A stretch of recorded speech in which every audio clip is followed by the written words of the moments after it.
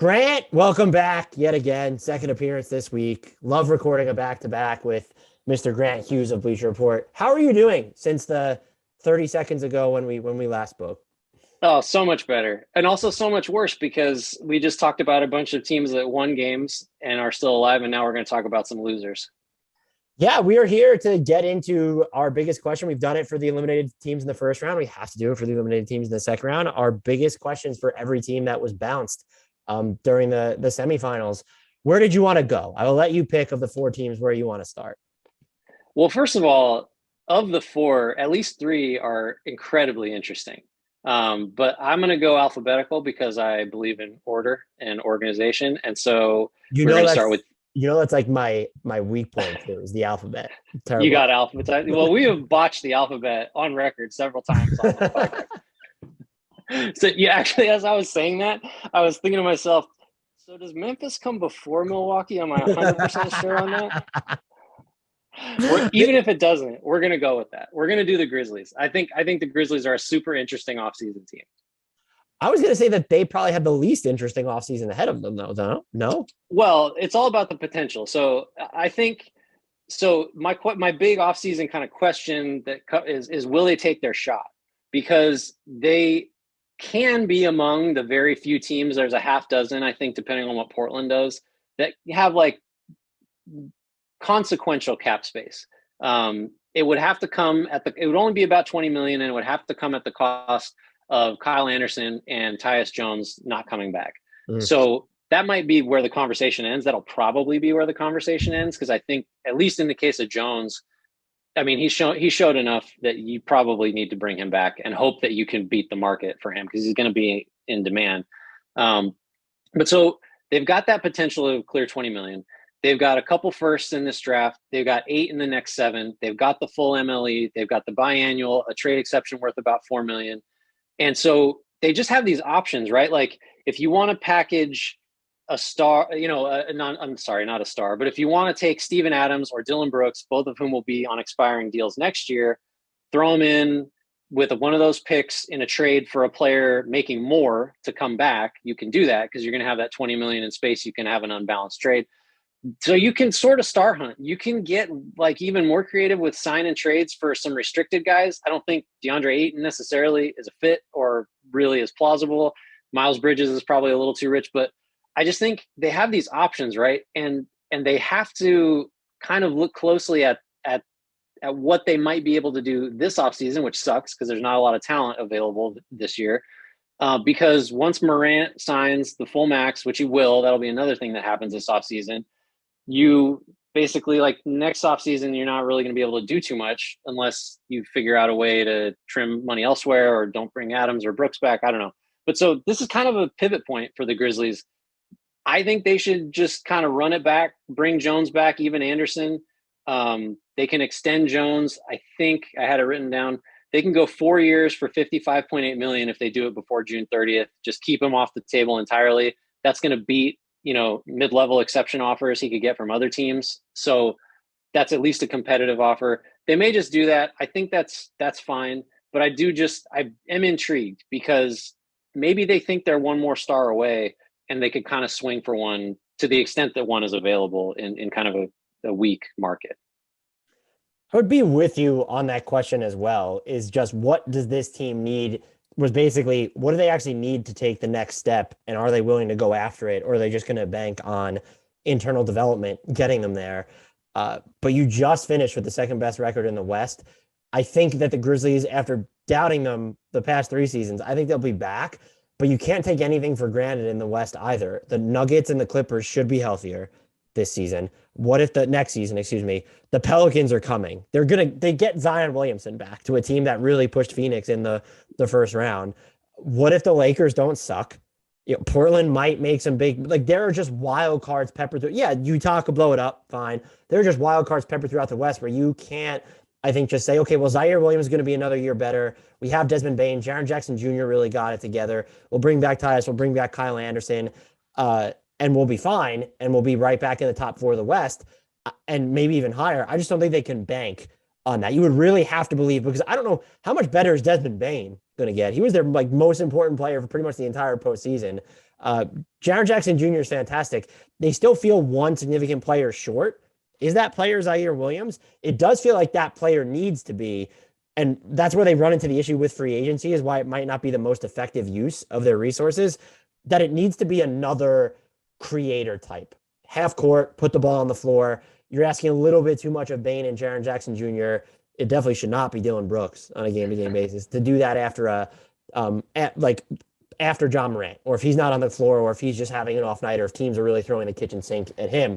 So that player isn't available on the market. I think Zach LaVine would be a fantastic fit, but we've also reached a point where it's any of those transactions feel like they're going to happen through sign and trade anyway. So I'm with you, where I think it's very important to bring back at least Tyus Jones, if not Kyle Anderson as well. Did any names spring to mind to you when you were thinking about if they were going to take this swing? Because look, they can do it without prioritizing cap space. You laid out their assets. They have a bunch of middle rung deals. And this is a team where I would say your three most important players moving forward are Desmond Bane, Jaren Jackson Jr., and John Morant. I don't think you need to put any of those three on the table to go after who realistically might be available this time. You're not giving up any of them for if it was a Zach LaVine sign and trade, or if it was a Beal sign and trade. And yes, I know those players need to want to play in Memphis, yada, yada, yada. But like, that's the move that would be uncharacteristic of the Grizzlies, but it's the one that they are built to make. And I think you can, if you're the Grizzlies, talk yourself into making because of just where you were this season. Yeah, that's where this gets, when you try to take it from the hypothetical, well, they've got these options. So like practically what should they do? What could they do? There just isn't that guy that I think, like someone like a Jaylen Brown. I feel like he's been rumored, as not as like someone that could happen, but like that's a fit, right? The Celtics aren't going to trade Jaylen Brown for, a couple firsts and DeAnthony Melton. Like it's not going to happen. I think you could, if Jeremy Grant would be potential, but I don't know like how much better he, yeah, right. It's not what they need. So I think you bank on organic growth. I think ideally you just want someone that has Dylan Brooks's frame, that doesn't have his shot selection, and then like can pass a little bit and you're good. But like, who is that? I don't know. I think Williams getting better is a huge like path forward for them. But yeah, so it's maybe they fall last on my list of like most intriguing, because all of their intrigue is potential and hypothetical, and not like really grounded in, they totally could go get this guy. I don't have that guy. I think they're more likely to do, and this would not make them better. Like, they're the team that they'll run it back and they trade for Alec Burks, or they trade for Kenrich Williams. And I'm not, if you get more improvement from Zaire Williams, you can't talk me out of the fact that there's a chance they might be significantly better. Just with an Alec Burks type on this team, I'm not saying he's the guy, but someone who's semi-comfortable creating his own shot, doesn't always need the ball in his hands. That adds another dynamic to their offense. He's probably a little bit smaller than you'd want, but like those just super strength, like power wings, whatever you want to call them, they don't grow on trees. But I would fully expect Memphis to, whatever we're talking about, I would argue they're going to do less than like yes of that. I don't think they're going to do the bare minimum. They're too good. I think they're too good to be like, let's just run it back. Like, there needs to be, I think, like some material change here, but I think it's going to be on the sub middle end of the spectrum. Yeah, I agree. Next team, if we're going alphabetically, would be who? Why you have to put me on the spot? It's too hard. Yeah, Milwaukee's next. They're of the four, they're the least interesting. I just think because like we might not even be talking about them if Chris Middleton had just been healthy. They would still be playing potentially. I mean, they went to 7 without their second best, obviously their second best offensive player, their third most important player. Having said that, I think his absence did expose what they need, and that's just another playmaker. If it's a two-way wing, awesome. If it's just someone else that can pierce the defense, score, or find someone open, I think that's what it takes. Because we saw, Drew Holiday, I think, did the right thing against Boston, and he took a lot more shots than he normally would. I think you could see him realizing this is a bad shot, but I have to take it because we don't have anyone else that's going to, get something markedly better than this at this point in the shot clock or whatever. And if Giannis is off the floor, just forget it. So I think they have to, and, not a lot of resources. They've got to upgrade the George Hill spot. If that playmaker is another backup point guard, great. But they just need someone else to create shots, I think, in that offense. Because Giannis, Giannis is phenomenal.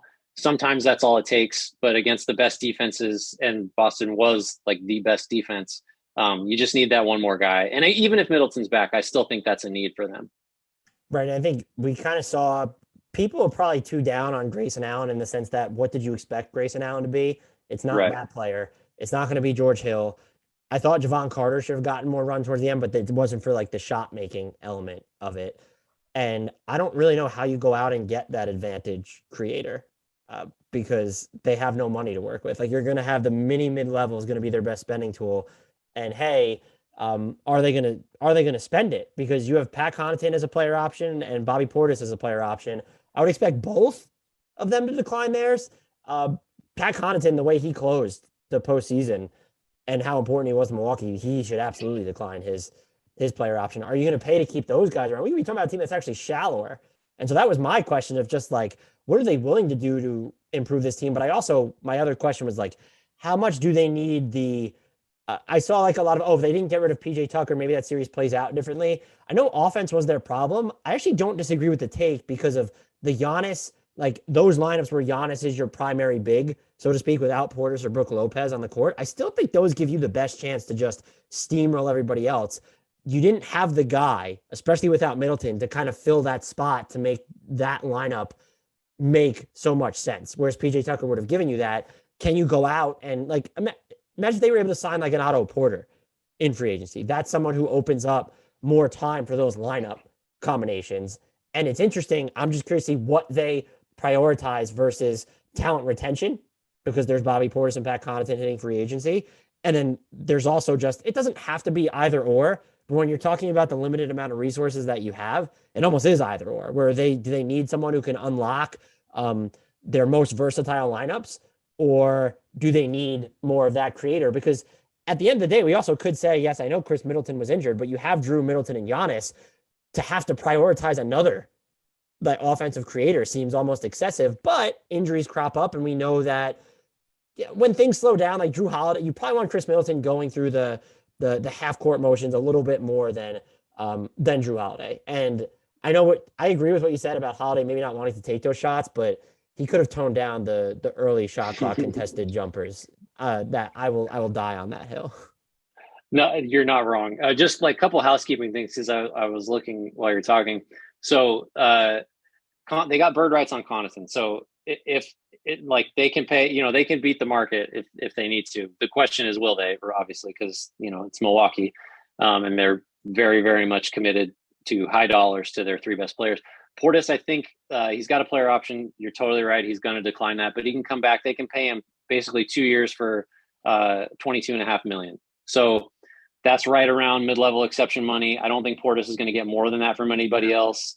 So I think both should be back. One guy, this is kind of like fanciful idea, but they don't have a lot of resources. This may be a minimums, type of thing, or at the most the taxpayer mid-level if they even choose to spend that. But someone, you're going to laugh, someone like Ricky Rubio, distressed asset coming off a major injury. I was looking at sort of his profile in his like 30 or so games with Cleveland this year. Of guys that drove at least 12 times a game, his assist rate, there aren't that many of those guys, there's 20 or 30. His assist rate's like top 5. So if you just want a guy to get in the lane and find somebody open, which is sort of what you got to do for your secondary scoring with the Bucks, because they're just going to keep employing guys like Wes Matthews and Grayson Allen that are going to be catch and shoot types. I think Rubio, or a Rubio type that can just get into the defense and move the ball, you could get that guy pretty cheap. And honestly, I think Rubio is an upgrade over George Hill. Like the idea of George Hill has always been great, but he played 76 minutes against the Celtics, scored 5 points and had 3 assists, like just nothing. So you need more than nothing from your backup point guard, even on a team with all the creators you mentioned, the high end creators you mentioned. They just need more than that. So Rubio, just take your veteran free agent point guard that can get into the lane and find a shooter. Like take your pick. Like that type of guy, I think is gettable for the minimum. Yeah, coming off the ACL injury for sure. I thought about the two names that sprung to mind for me were, and I don't know this. And by the way, with Connaughton and Portis, it wasn't they can keep them. They're into the Yeah. tax without those guys on the books. They're below the apron, but into the tax. I'm just curious what their break number is there. I thought about, and I don't know if these guys will be too expensive for what the Bucks to spend, but like a DeLon Wright or even Yep. a Dennis Schroeder at this point, two very different players, obviously, but Dennis Schroeder will get you into the lane. Are either of those guys going to fall into the mini level territory? And before anyone laughs, like most of the teams, if you're not a cap space team, like there are a lot of teams that are only going to be working with part of the MLE or the mini MLE. Like there's even the full MLE is not just available in like this huge supply. And I don't know if either of those two, Atlanta should probably keep DeLon Wright, but I just don't know how this market is unlike any other I can remember in free agency, to where if you told me that DeLon Wright signed for the mini MLE, I wouldn't be shocked. No, DeLon Wright is someone that I am like, whenever I'm doing work that requires me to think of like who's like an on the quote unquote on the cheap guy that could really help a team, he always comes up, and he's going to constantly come up because he can guard three positions, and he's kind of a point guard, and he's a good enough 3-point shooter that he fits everywhere. I mean, he would be forget Rubio, if the Bucks could somehow fit him into that 6.4-ish million taxpayer slot and are willing to do that, he would be a huge upgrade over Hill. Yeah, I mean, it might be hard to find like someone who isn't an upgrade over Hill. We've been rough on old George on this one. We should leave him alone. I also wonder, do they decide like maybe this can be done via trade, but they don't have the pick equity to get it done, even though they do have some of the middle rung salaries. When you look at George Hill is $4 million next year, Grayson Allen is 9.4. I'm assuming that their top four guys are just going to be off the table. And that includes Brook Lopez, although maybe they'd be more open to try. If you're bringing back Portis, do you think that, I mean, Brook was huge for them at points during the postseason after he came back from his back injury. They're even independent of the needs we're talking about. They're just so shallow to where they almost, to me, you can't let Pat Connaughton leave. Like you need to bring him back. I would probably lean you need to bring Bobby Portis back as well. And then it's like Wes Matthews is kind of just floating around out there. No, you don't want him playing 80 minutes a game again, but he was incredibly important to what they were doing by the end of the season, and he's going to be a free agent. Maybe we're misreading these guys too, because Wes Matthews didn't have a team to start the year. Then he finished as probably like the Bucks' like third or fourth most important player with the Middleton injury in that final series. It's really hard to judge Matthews on the Boston series, but there were a lot of moments where like the second he put the ball on the floor, it was just like, well, this has become a bad possession because he's not going to finish, and he's not going to do anything productive if he's not just catching and shooting. They need like the 31-year-old version of Wes Matthews. That's the guy they need. Those guys are, that's a 3-and-D wing so everybody needs one of those. And any of the dreams is like, oh, maybe we can get Rocco for the mini MLE out the window because he extended. This free agency class it's going to be rough. Milwaukee in the bag. That brings us to, if we're going alphabetically, Grant, who? The Philadelphia 76ers, because PHI is before PHO. I'm 3 for 3. Look out. What do they do with James Harden's contract? Like that's my big question. Like that should be the only. I don't know what matters more for the long-term and short-term future of this team.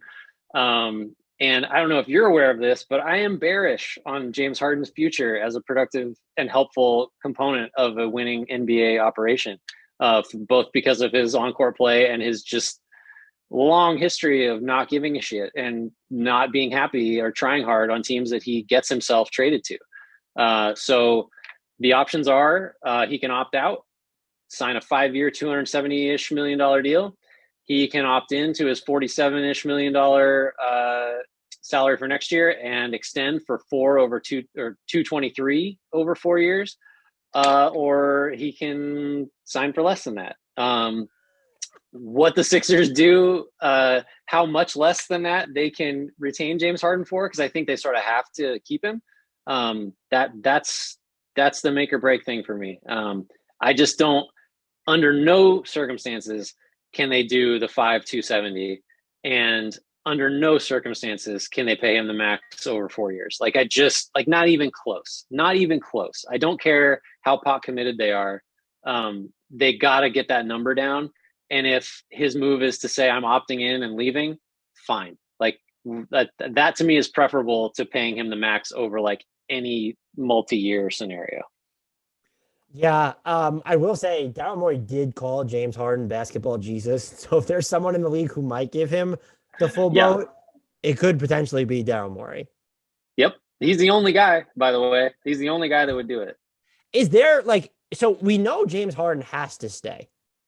Is there a preferable, or rather, what's the most preferable outcome for the Sixers at this stage? Is it he opts out, and then it's sort of the Chris Paul situation where he's guaranteeing himself more money over the longer term, but he's signing at a per year annual rate noticeably low, below his max? Is it him just opting in and you extend him lower off that number? Is it him just opting in as an expiring contract, saying we come back to the table next year when we see how those hamstrings are, how you look? And there's obviously the alternative, just like, is it just a shorter term where it's not even the Chris Paul, where it's you walk away and it's like it's in between the max and something egregious where you're still paying him a boatload, or a shorter term deal, even where the salary is inflated, but there's the shorter term commitment there. So for me, I don't know if he gets there. I guess you would technically have to opt out to do this. If I'm the Sixers and I'm not Daryl Morey, first of all, if I'm the Sixers and I'm not Daryl Morey, I don't have James Harden on my team to start with. But if that's the situation I'm in, I want him to opt out, and I'm going to push an offer across the table that's like 3 for $90, and there's partial guarantees on the third year. And even that is just like, feels like it might be too much, honestly, with the trajectory that he's on. But that's about where I'd stop. And if his response is, I'm going to take my 47 million and I'm pretty confident I can go somewhere else and find 43 over the next couple of years, so I'm not going to sign this, then fine. He's going to risk getting way less than that if he continues to perform poorly and, not be in good shape and quit in big moments. Like, this is all in the record now. It's a lengthening track record of what's been happening with him. So I don't know how much confidence realistically he should have that he can do better than, a 3 for 90-ish type of deal, even with the partial guarantees. Or you can put escalators on it if you want. Like if he plays X, if they reach X round of the playoffs, or if it has to be tied to his average in or performance in elimination games. That's yeah, he's got to have at least a 30% usage and a 60% true shooting in any elimination games they play to collect a penny. That's what I would do. I think, to wrap this up, because I knew you were going to pick this question, since it needs to be the question, I didn't pick this question. I think I would prefer if there was a way, or not a way, if he's opting out and you're restructuring the entire deal on a lower per year number to where you might be immediately, can you open up? Is it easier to open up the full mid-level exception, have the BAE as well? Maybe that still involves moving Tobias Harris and breaking up that contract. There's also been floated that Daryl Morey is going to go star hunting again. And in theory, you haven't traded away all your picks, and you do have that Tobias Harris salary. That's just what leads me to my next question. You are obliterating any chance you have at functional depth at that point. Mm-hmm. And I'm curious to see how they flesh out the rest of this roster, not receiving two things that are probably not received, or a bunch of things. I know we talked about how they lost Andre Drummond in that Harden trade, and he was really good for them. Look at what the backup center position became. How much are you still going to invest in that? I guess Andre Drummond's proof you could find quality backup 5 minutes on the cheap. Okay, fine. Danny Green just tore his ACL, and now I have to assume that they're going to waive his non-guaranteed contract. He was the only 3-and-D wing on the roster. Matisse Thybulle might be the most overrated player in the NBA right now. And maybe he's not, because I think we saw how much the Sixers understand that he can't give you anything on offense. I personally think he's marginalized even further on a team where when you play around James Harden and even Joel Embiid to some extent, like, you're not looking at all this off-ball movement. And everything is very much happening on the ball or in the direct action. That's not to say, I guess, you can't sprinkle things in. Is Doc Rivers the coach to do that? That's another issue. You lost Seth Curry, super important to the way your offense was functioning. You still have Tyrese Maxey, but like, where are you allocating your best spending tool? Whether that ends up being the bigger MLE or is it the mini MLE? Is this even a situation where you can afford to give one? Like, could you give the mid-level exception to one player, or do you so desperately need to maybe break that up somehow? If it's the mini mid-level, that's just a non-starter. But if it's the bigger one, how are you spending that? And what is your biggest need? Because we could talk about how it's stupid to invest any sort of equity in a backup big when you have Joel Embiid. He's going to miss time. And so if you had the opportunity to get a Chris Boucher and it costs you a chunk of the bigger mid-level or all of your is that something that you could instantly say no to? I'm just very curious to see how they flesh out the rest of their roster on the margins. I'm not saying they can't do it well, because there are some like again, the getting Andre Drummond last year is good proof of that. They have everyone loves B-ball Paul, who's there right now, except for Doc Rivers, apparently. And then even Maxey, like getting him so low in the draft, this front office or this team has shown that it can hit in certain instances, but they're just, unless you restructure Harden's pay rate or you have just something like an ace in the sleeves, they just feel like they're so strapped in what they're going to be able to do versus the number of things that they need to do. Yeah, that's the thing. The guys they go get need to do multiple, like need to cover a lot of bases, right? Because of their no 3-and-D wings. They don't have quality backup depth up front, which they need both, obviously. Like, so just looking around, and look, these are going to be minimum type guys, but Juan Toscano Anderson can kind of guard 5 positions, can kind of be your super small center, has hit threes occasionally. That's a suspect part, but he's going to give you the defense, and you might also be able to like shoehorn him in for like 8 minutes a game at center if you had to. Maybe not in a playoff series, I don't know, or maybe in a playoff series when things downsize. Like, are you going to go? It's like, let's see if Joe Ingles is going to be okay for like the last 4 months of next season. Could he help us on the minimum? I don't like. They're going to really have to do some scraping because they just, there's a lot of holes. They're not deep at all. They've got just a lot of guys. Tybal's a perfect example of, he's fine in the regular season, I think, or useful. You can find uses, but in the playoffs, like I think that's someone they should look to trade. See if there's a team out there that's young that is, an OKC or like a Detroit or whatever that's like, well, we'll teach this guy to shoot. We'll just take the potential and give you back someone who's like slightly more useful in a situation where you have to be able to do more than just like play off-ball defense. Like there are some ways to do it, but it's going to be tough.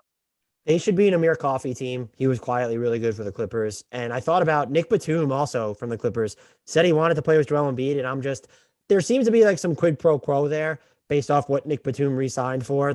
And now they have his early bird rights. They can pay him. But they got Norman Powell, PG and Kawhi. You extend Rocco.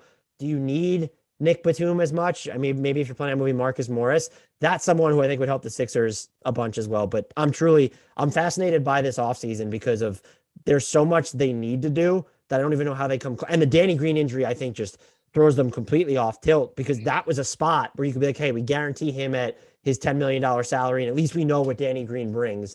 That is gone. That's just gone. Well, next year at this time, when we're talking about what 36-year-old Wes Matthews did for the Sixers, we'll know how this offseason We might also be talking about Joel Embiid's trade request at that point. We very well might. Our final team, the Phoenix Suns, being dragged through the mud right now as we record this, and rightfully so for the most part. I'm not a big fan of one series or one game referendums. I think Patrick Beverley needs to shut the fuck up. I cannot stand that guy. But Phoenix has some wholesale questions to ask itself. What is a question about Phoenix that you have entering the offseason? First of all, I totally agree that like you got to stay. You can't get crazy emotional after a series like that. And as bad as it looked, and is like, especially with just the way that Game 7 went.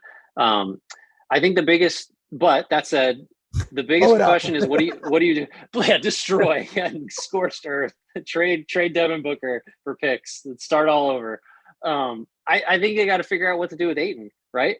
Like, I think, they didn't max him when they had the chance. In hindsight, I think that was probably the right decision. Just from my perspective, I can't max my fourth best player, especially if he's a non-superstar that plays center. Like, Ayton's really good, and I think he's shown that he can be really good as a center in the playoffs. Like, it has worked. They made the finals last year, and a lot of it was because he can survive against small ball, against space. Like, he's young still, and he's it's just crazy. I was going to say also part of that he can, and I was very DeAndre Ayton is matchup proof. Some of that sort of fell by the wayside in that Dallas series. That's why I said last year. He's proved in the past. He has also not proved in the recent past that he can. But so I can't max him. They have a ton of leverage. He's probably already pissed off. He didn't outright say that after not getting the preseason max extension, but I mean, wouldn't you be? Like, I can understand if he was. Monty Williams is done with him. I think he met in one of the interview clips I saw, he mentioned guys who like need to step up as the secondary creators. And he was like, he named like everyone, including Landry Shamet, but not DeAndre Ayton. And it felt like a very much, so Ayton is just gone type of moment. But that's the thing. He can't be. You can't just, you gotta it's a two-step process. You exercise the leverage afforded you by restricted free agency. Let him do not max it. Don't do the 177 max, like under no circumstances. Can't do it. Even the 130, I think it's 4 for 131 is the 4-year one that they can make. Or that's what other teams can give him, which obviously the Suns can match. I think the Suns should hope that nobody does that. There's a decent chance that Ayton is not going to get that offer because, like, yeah, I guess, Orlando's not doing it. Memphis can't do it. Portland probably isn't going to have the cap space that they project to. Detroit's a threat. The Spurs, I guess, Indiana. There's 3 teams that can kind of screw with the whole Ayton Sun situation. I don't think it's going to happen. But I think the hope should be he doesn't get that monster offer. You match it probably if he does. And then you hope you can keep him for like 4 years, $100 million. And he'll be upset, but maybe he already is. He'd be tradable on that contract down the line. I think it's still a positive value deal. So there's really no like clean solution to this, especially if Williams is just done with Ayton, or if Ayton is done with the Suns and this is not salvageable. But I think you kind of play hardball, assuming he's already pissed off and just who cares, we're going to make him angrier. Just to get him at a reasonable number that you could trade him later if you do want to break this thing up, at least as far as he's concerned. I think that's kind of the top priority for the Suns. I mean, and it should be. My question is similar, just in the sense, like, do they have the assets, but 2, the gall to go out and make? I think there needs to be a big move here, and I think I was very much an advocate of, and I don't know how realistic it was, that they should have went out and gotten Eric Gordon at the trade deadline. I thought he was the player that they were missing. I think now you could point to other holes in their roster for sure, but you also do have to question, my Eric Gordon assumption was that Chris Paul can be your second best offensive player.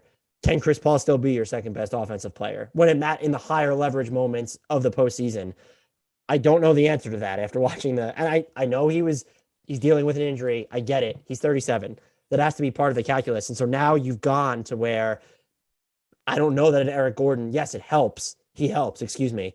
But I think you need someone higher end than that. Do you have the firepower to get that?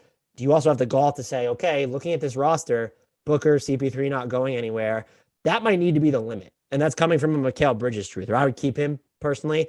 But like to go out and get the third creator that you need, if it costs Mikal Bridges, that might not be able to be a deal breaker anymore. I was also wondering, can a DeAndre Ayton sign and trade even get you that type of player? We don't normally see that being given up, bigs for. And I think you could say that it needs to be a wing, because Jay Crowder and Mikal Bridges and just like Booker's not small for his size, but like Booker is average for his position. CP3 is small for his position. You need like the bigger creator.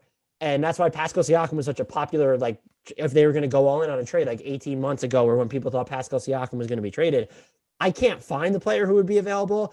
The theory that I bounced around in my head was, if Indiana's really looking to get younger, is there something there with, it has to be sort of a mega deal, but like Miles Turner and Brogdon, and then you're building it out from Ayton. Is Cam Johnson part of that equation?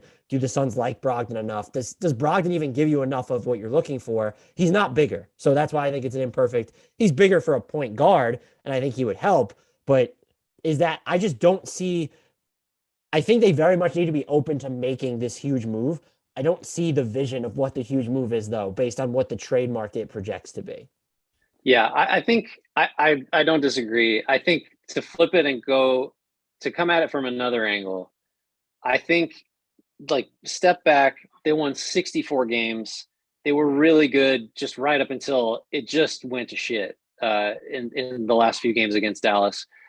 I think my first approach might be, how do we just make sure, first of all, convince Chris Paul to embrace load management? He's like the lone holdout among the older star players. And like, maybe it's a coincidence, maybe it's a freak thing, but like, he clearly just broke down, and he made it a long way, but it happened again. So I think you got to just find a point guard. Campaign really disappointed me. Like, Campaign had an awesome year a couple years ago. He was out of the rotation. I mean, Landry Shamet was playing point guard ahead of him, in the rotation against Dallas after a while. So I think if you just, like, here he is again, DeLon Wright. Like, maybe you get him for the taxpayer mid-level. he can play backup point guard. He could play with Booker and Paul if you needed to play smaller and you go, with Bridges at the 4 and figure out what to do at center, take Crowder out, put, whatever. Like, I think just someone who can give Chris Paul a night or two off a week, so Chris Paul should play like 50 games next year, just be on the full Kawhi plan and have someone who's going to be like fine. And Booker is a very good facilitator for a shooting guard. He can take up some of that playmaking stuff. You don't need, prime Isaiah Thomas or whatever. Like, you don't need just this ace point guard. You just need someone you need your game manager, right? So Paul, it may not be possible at his age and with his mileage and his history, but you just need someone that gives you like a 10% lower likelihood of Paul coming apart at the end of the season. And maybe that's all it takes, because this team was great during the year and they looked very good through the first 2 games against Dallas. They were up 2-0. Like, it just, I think the other way. So I'm looking at it as they're not that far off, right? This team had something great for a very long time and then it lost it. And so just don't lose it next year. And maybe it takes a small change to do that. I think it's fair. Where I'm coming from is where I once thought that an Eric Gordon or a Karis LeVert like made the difference. I feel like the gap might be bigger. And that's not just on, can Chris Paul still be your number, even if you want to call him the 1B because of the stuff he did in crunch time. It's, did we see enough offensive development this year from DeAndre Ayton, Cam Johnson, Mikal Bridges to make you feel confident in standing pat or making more of the negligible moves? Maybe I'm getting caught up. I just scolded people for saying, like, for spouting their hot takes off of one series. Maybe I am getting caught up in the moment. The Suns were my title pick from the preseason. They were my title pick. I feel like that gap is larger than I thought it was now after watching that Mavericks series. And again, maybe that's me just reading too far into the moment.